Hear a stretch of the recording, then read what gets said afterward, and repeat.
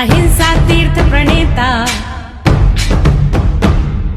अहिंसा तीर्थ प्रणेता, जय जय हो भारत गौरव, राष्ट्र संत प्रमुख सागर। स्वर्णिम स्वर्ण जयंती का अवसर ये महान है, मिलकर हम मनाएंगे, गुरुवर देश की शान है प्रमुख सागर। जय हो गुरुवर प्रमुख सागर, जय हो गुरुवर।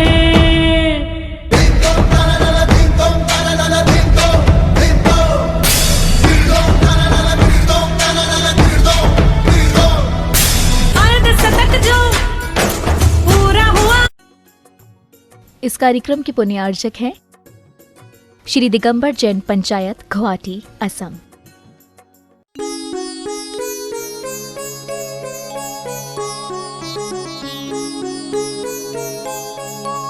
नमस्ते महात्माओं, यह हमारा जीवन आदर्श कैसे बने, यह जीवन हमारा अध्यात्म से कैसे सराबोर हो, यह जीवन में कब हम अपने पास तक लौट सकेंगे। 99 दरवाजे हैं जिनमें संसार ही संसार है। हजारों स्कूल कॉलेज हैं जो तुम्हें एजुकेटेड बनाने के लिए खोले गए हैं। लाखों संस्थाएं हैं जो तुम्हें धर्म के अच्छे कार्यों से जोड़ने के लिए भी कही गई हैं। लेकिन आप विचार करके रखना, इस संसार में सब कुछ तो हमारे पास है, लेकिन आत्म शांति है या नहीं। पैसों में अगर शांति होती तो अमेरिका में बहुत पैसा है, बहुत सोना है। अमेरिका पूरा भारत को, पूरे विश्व को लोन देता है, इतना पैसा, इतना सब कुछ उसके पास है। अगर शक्ति में शांति होती तो हमारे ख्याल से बहुत सारी जर्मनी ने तोपें तैयार कर रखी हैं। व्यापार में अगर शांति होती तो चाइना में बहुत व्यापार है। लेकिन भारत के पास पैसा नहीं है, कोई बात नहीं। भारत के पास शक्ति नहीं है, कोई बात नहीं। भारत के पास उद्योग नहीं है, कोई बात नहीं। लेकिन भारत के पास आत्म शांति हो, इससे बड़ी कोई आश्चर्य की बात नहीं। और आप विचार करके रखना, सारी की सारी दुनिया में सब कुछ है, लेकिन फिर भी भारत को माँ कहा गया है, क्योंकि माँ के चरणों में ही शांति मिलती है। अभी हमारे भाई ने बोला था, संचालन महोदय ने, किन्हीं ने, कामाख्या की नगरी। आप विचार करके रखना, कामाख्या की नगरी है, लेकिन ब्रह्मपुत्र नदी भी चरणों में बह रही है, इसलिए कामाख्या ऊपर हो तो कोई आश्चर्य की बात नहीं है। ब्रह्मपुत्र नदी भी यहाँ बह रही है। लेकिन ये सब बाहर है, बाहर की दुनिया है। घर का वो टूटा फूटा पलंग में भी अच्छे से नींद आती हो तो कोई आश्चर्य की बात नहीं है। घर की वो चार दीवारी भी हमें आनंद से भरकर अपने जीवन को जीने का, निर्भीकता का सूत्र देती हो तो कोई आश्चर्य नहीं होगा। ख्याल करो, बाहर घर में तो बहुत घूम लिए, अब अंदर घर में कैसे जाओ। जब तुम बाहर की दुनिया से लौटकर अपने घर में आते हो तो तुम्हें सुख मिलता है, शांति मिलती है। तो आप विचार करके रखना, 84 लाख योनियों के घर में घूमने के बाद अब एक बार तो अपने निज घर के बारे में तो विचार करो। तुम्हारे पास 84 लाख योनियों में घूमने के बाद अभी तक तुम अपने घर का पता नहीं ढूंढ पाए। तुम्हारा घर कहाँ है उसका पता तुम्हें नहीं मालूम है, दुनिया का पता मालूम है। यहाँ ऐसे बहुत से लोग होंगे जिनको दूसरे के मोबाइल नंबर याद हैं, लेकिन अपना नंबर याद नहीं होगा। अपने नंबर के लिए भी कहते होंगे, भाई बता मेरा नंबर क्या है। दूसरों का सब कुछ तुम्हें पता है, लेकिन अपना जीवन के बारे में तुम्हें पता नहीं है। और जब तक तुम्हें अपने जीवन के बारे में पता नहीं होगा तब तक तुम भिखारी ही बने रहोगे।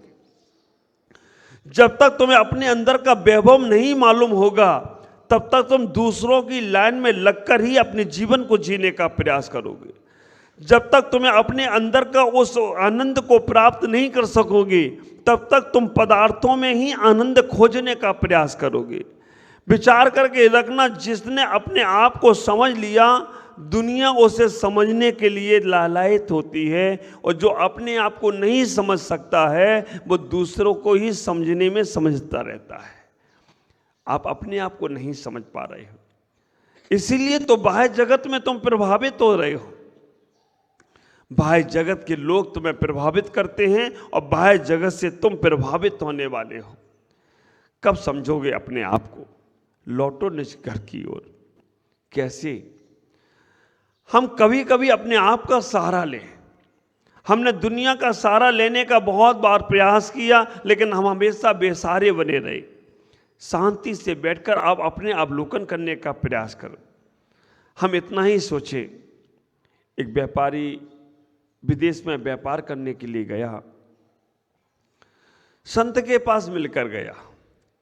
संत से कहा कि मैं बाहर जा रहा हूं, व्यापार के लिए जा रहा हूं, और क्या कोई आपका आशीर्वाद हो, कोई आपका आदेश हो, कोई आपकी आज्ञा हो तो उसका मैं पालन करूंगा। संत ने कहा विदेश जाओ, लेकिन जब लौटने लगो तो 3 डब्बे खाली रख के लेके आना। बहुत सारे पीपे हैं, बहुत सारे डब्बे हैं, 3 डब्बे खाली वापस लेकर आना। बस इतना ही मेरा संदेश है और ज़्यादा संदेश नहीं है। गया, गुरु की आज्ञा का पालन किया, और वहाँ जाकर जब वो व्यापार करने लगा, बिजनेस करने लगा, जब उसे फायदा होने लगा, लाभ होने लगा, जितने बक्से लेके गया था सब सोने चांदी से भर लिए, नोटों से भर लिए, 3 डब्बे खाली रखे रहे। लेकिन जब लौटने लगा तो उसे और फायदा होने लगा, और लोग देने वाले मिल गए, और बिजनेस बढ़ने लग गया। उसने कहा अभी तो इतना मिल रहा है, 3 डब्बे खाली ले जाएं तो हमसे ज़्यादा मूर्ख कोई होगा नहीं, और इनमें भर के ले जाएंगे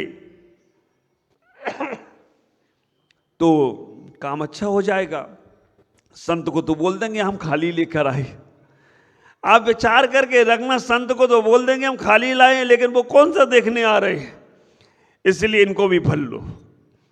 और उसने वो 3 डब्बे भी भर लिए, रत्नों से भर लिए, नोटों से भर लिए, पूरे भर के लबालद जहाज पर वो वापस आ रहा था। आप विचार करना, कभी कभी घटनाएं जहाज की घट जाती हैं। अभी तुम्हारे गुवाहाटी में एक जहाज पे घटना घट गई।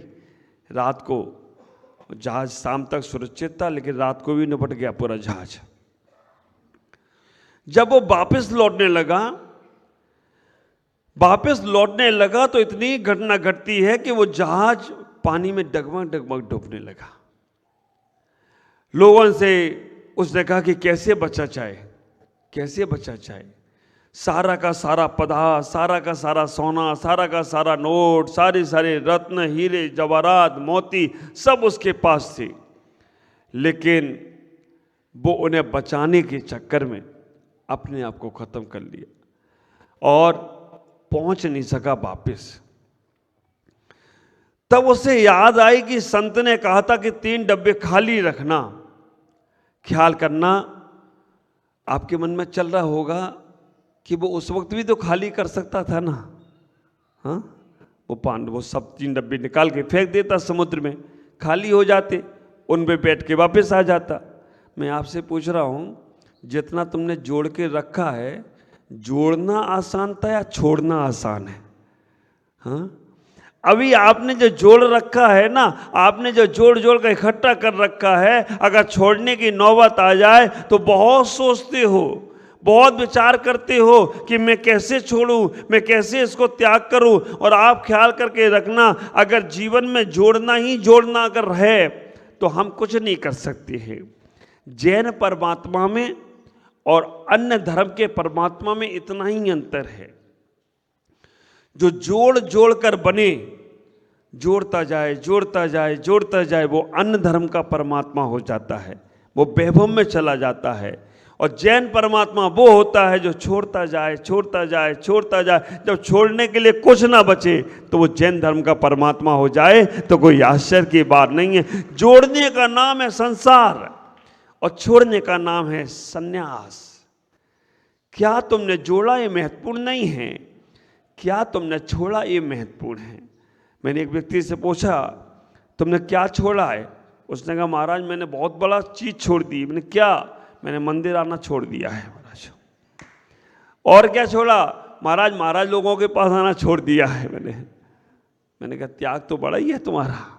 ख्याल करके रखना, जहां से तुम्हारा मार्ग प्रशस्त होने वाला है, संसार में सब जगह घूमना, संसार में स्वार्थ ही स्वार्थ मिलने वाला है, लेकिन जहां निस्वार्थ की भावना उत्पन्न होती है, जहां से निस्वार्थ पैदा होता है, जहां से निष्पक्षता पैदा होती है और जहां से निर्वाण की भूमिका पैदा होती है, वो हर जगह मिलने वाली नहीं है। इसलिए अपने जीवन को थोड़ा सा अध्यात्म से जोड़ो। अध्यात्म से जोड़ने का मतलब है अपने विचारधाराओं में, अपने मन में ये भावना लेकर आओ, हम वर्षों से जी रहे हैं, घर में, परिवार में, संसार में सबके साथ जी रहे हैं, लेकिन हम अपने लिए कब जीने का प्रयास करेंगे? कब हम अपने बारे में सोचने का प्रयास करेंगे? आदमी से पूछा जाए कि 5 मिनट केवल आप अपने बारे में चिंतन करो तो बहुत मुश्किल लगता है। 5 मिनट भी आप अपने बारे में सोच नहीं पाते हो। कहीं बच्चे सोच विचार में आ जाते हैं, कहीं पतिदेव सोच में आते हैं, कहीं पत्नी सोच में आ जाती है, कहीं व्यापार सोच में आ जाता है, कहीं और आस पड़ोस के लोग आ जाते हैं, और इन सबसे बच भी गए, थोड़ा सा धार्मिक बने तो मंदिर आ जाता है सोच विचार में, और थोड़ा धार्मिक बने तो गुरु लोग आ जाते हैं सोच विचार में कि इनसे मेरा कल्याण हो जाएगा, मंदिर से कल्याण हो जाएगा। ख्याल करना, अगर इन सब से कल्याण हो जाता होता तो हजारों लोग मंदिर जाते हैं, सैकड़ों लोग गुरुओं के पास जाते हैं, सबका कल्याण हो जाता हो तो कोई आश्चर्य की बात नहीं है। ख्याल करना, मंदिर, मस्जिद, गुरुद्वारे, चर्च, संत, महात्मा कभी तुम्हारा कल्याण नहीं कराएंगे। हाँ, अब इसका मतलब ये नहीं कल से जाना बंद है। ख्याल इसका इतना ही करना है कि ये तुम्हारे कल्याण में सहायक हो सकते हैं, ये तुम्हारे निमित्त बन सकते हैं, ये तुम्हारे मार्गदर्शक हो सकते हैं, लेकिन करना तो तुम्हें खुद ही पड़ेगा। होटल में भोजन वेटर लाकर दे सकता है, बावर्ची बना सकता है, लेकिन खाना तो खुद ही पड़ेगा। गाड़ी तुम्हें मिल सकती है, लेकिन गाड़ी का चलने का एक बात का ख्याल रखना, इतना ही सोचना, ज्ञान पुस्तकों में नहीं है। अगर पुस्तकों में ज्ञान होता तो आज जो पढ़ता वही पास हो गया होता। हाँ? पैसा महत्वपूर्ण नहीं है, पैसे का सदुपयोग करना महत्वपूर्ण है। गाड़ी महत्वपूर्ण नहीं है, गाड़ी क्या उपयोग क्या कर रहे हो वो महत्वपूर्ण है। ये जीवन महत्वपूर्ण नहीं है, जीवन का उपयोग क्या कर रहे हो ये महत्वपूर्ण है, और इसके लिए आप स्वतंत्र हैं। लेकिन हमने इतनी परतंत्रताएं ओढ़ रखी हैं। आपके मन में विचार चलता है कि मैं नहीं होऊंगा तो मेरा घर कैसे चलेगा, मैं नहीं होऊंगा तो मेरा परिवार कैसे चलेगा, मैं नहीं होऊंगा तो मेरा बिजनेस कैसे चलेगा। ये जो मानसिकताएं आपने ओढ़ रखी हैं, सोचना जब आप नहीं थे तब क्या ये सब नहीं चलता था? आपके दादा परदादा घर नहीं चला पा रहे थे क्या? और आप हैं और आपके बच्चे हैं, तो वो हमने इतना मन में सोच रखा है। जब तक ये सोच बदलेगी नहीं, तब तक हम अपने जीवन को प्राप्त अच्छे से नहीं कर सकते हैं। आप अपने जीवन को आदर्श बनाने का प्रयास करो। ख्याल करो, महाभारत और रामायण में कोई ज़्यादा अंतर नहीं है। महाभारत जिसके अंदर कलह ही कलह है, और रामायण जिसके अंदर समर्पणता की भावना है।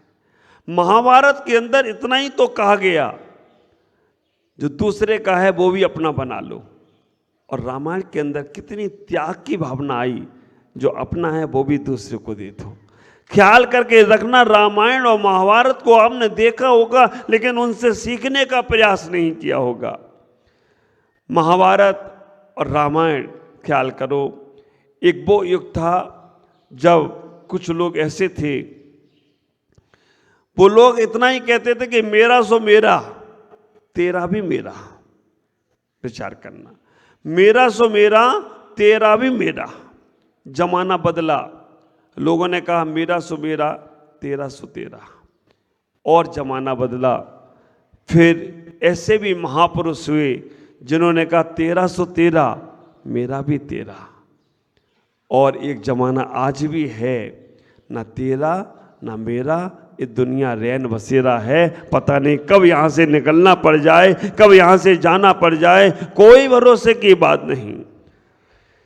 ख्याल करो, दुर्योधन जैसे लोग जो होते हैं, घर में हो, परिवार में हो, समाज में हो, देश में हो, राष्ट्र में हो, दुर्योधन जैसे लोग होते हैं, वो इतना ही कहते हैं, तेरा सो मेरा, तेरा भी मेरा। मानसिकता समझना आप अपनी। ये हुए और चले गए, लेकिन हमारी मानसिकता में दुर्योधन बैठा है ना, तो वो अपने में खुश नहीं है। वो सोचता है कि मेरा सो मेरा है, तेरा भी मेरा हो जाए। दुर्योधन जैसे लोग वो इतना ही कहते हैं कि मेरा सो मेरा, तेरा भी मेरा। लेकिन पांडव जैसे लोग वो कहते कि ईमानदारी से, तुम्हारा है सो तुम ले लो, मेरा है सो मुझे दे दो। पांडव जैसे लोग कहते हैं मेरा सो मेरा, तेरा सो तेरा। लेकिन भगवान राम जैसे लोग जो होते हैं, भगवान राम जैसे जो लोग होते हैं, वो इतना बड़ा बलिदान करते हैं, तेरा सो तेरा, भरत तेरा राज तो तेरा है ही है, लेकिन मेरा भी तेरा हो जाए तो कोई आश्चर्य की बात नहीं है। राम जैसे लोग तेरा सो तेरा, मेरा भी तेरा बोल देते हैं। लेकिन महावीर के अनुयायी क्या बोलते हैं? न तेरा न मेरा, ये दुनिया रैन बसेरा है, कब यहां से जाना पड़ जाए कोई आश्चर्य की बात नहीं होगी। कब जाना पड़ जाए, इसलिए तेरे मेरे के चक्कर से बचो। हम अपने जीवन के उन आदर्शों को समझने का प्रयास करो। पैसा कमाया ये बहुत महत्वपूर्ण नहीं है, कितनी इज्जत कमाई ये महत्वपूर्ण है। पैसे वाले तो ऐसे भी पड़े कि उनके नौकर भी उनकी इज्जत नहीं करते। आप ख्याल करना, पैसे वाले तो ऐसे भी पड़े हैं कि जिनको डॉक्टर ने बोल दिया दाल का पानी पियो, नौकर खा रहे हैं दूध मलाई रबड़ी। लेकिन विचार करो, कई बार ऐसा होता है कि पैसे वाले घाट पर नींद नहीं आती है और फुटपाथ पर पड़ा आदमी बड़ी चैन की नींद से सो जाया करता है, बड़ी नींद से सो जाया करता है, तो वो आनंद से जीवन जिया करता है। मैं आपसे कहना चाहूँगा, अपने जीवन को इतना आदर्श बनाओ। तुम्हारे घरों में कलह हो, तुम्हारे घरों में परिवारों में कलह हो, उस कलह को दूर करने का प्रयास करो, क्लेश को दूर करने का प्रयास करो। तुम्हारा जब घर परिवार में अच्छे से मन नहीं लगेगा तो मंदिर में जाकर भी मन लगने वाला नहीं है, गुरुओं के पास जाकर भी वही उलझन चालू रहेगी। घर बहुत अच्छा है, घर में बहुत कुछ, सब कुछ अच्छा चल रहा है, लेकिन 4 बहू 4 बेटे खूब अच्छे कुछ है, लेकिन माँ बाप अपने हाथ से रोटी बना के खाते हो, उस घर को आप आदर्श घर समझते हो? अगर माँ बाप आपके घरों में रहते हैं, परिवार में रहते हैं और वो खुद अपने कार्य करते हो, उनको अपना आदर्श समझते हो? नहीं। तुम्हारे घर में बड़े बुजुर्ग लोग हैं, उनके साथ अच्छा व्यवहार नहीं कर पाते हो, तो समझ के रखना तुम्हारी दौलत किसी काम की नहीं, तुम्हारी इज्जत किसी काम की नहीं है। घर आसियाना कब होता है? जब हम बड़े बुजुर्गों का सम्मान रखने का प्रयास करते हैं। मैं तो इतना ही कहना चाहूँगा, बहुत पुण्यशाली होते हैं वो लोग जिनके पास ज्ञान होने के बाद भी अहंकार नहीं होता है। बड़े पुण्यशाली होते हैं वो लोग जिनके पास बाहर का वैभव होने के बाद भी अहंकार नहीं होता है।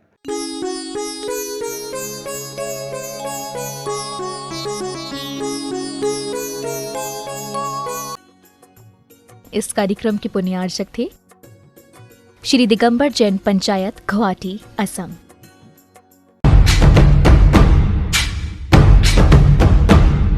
अहिंसा तीर्थ प्रणेता,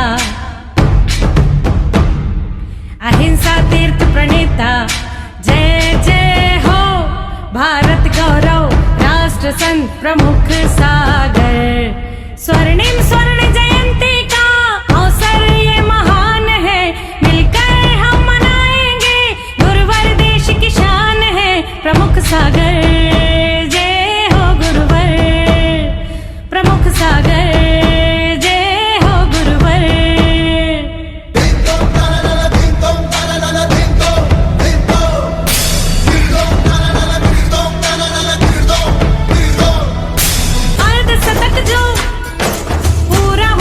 क्या आप अपने परिवार के साथ देश विदेश में घूमने की योजना बना रहे हैं और एक ऐसी विश्वसनीय ट्रैवल एजेंसी को लेकर हैं चिंतित जो देश विदेश में भी शुद्ध जैन और शाकाहारी भोजन प्रदान करे? पिछले 2 दशकों से NFTT वर्ल्ड ने 20,000 से अधिक मारवाड़ी और गुजराती जैन एवं शाकाहारी यात्रियों को उत्कृष्ट यात्रा प्रदान की है। 500 से भी ज्यादा गूगल रिव्यू और 4.5